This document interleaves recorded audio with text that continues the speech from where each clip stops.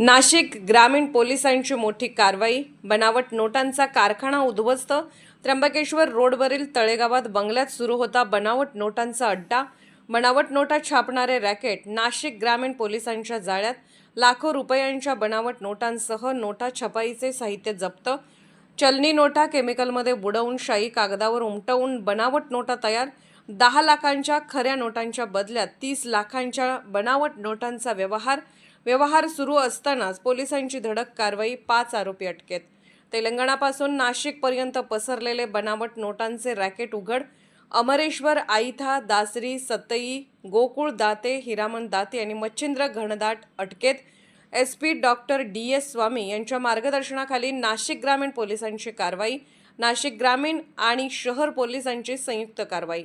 बनावट नोटांच्या रॅकेटचा नाशकात पर्दाफाश।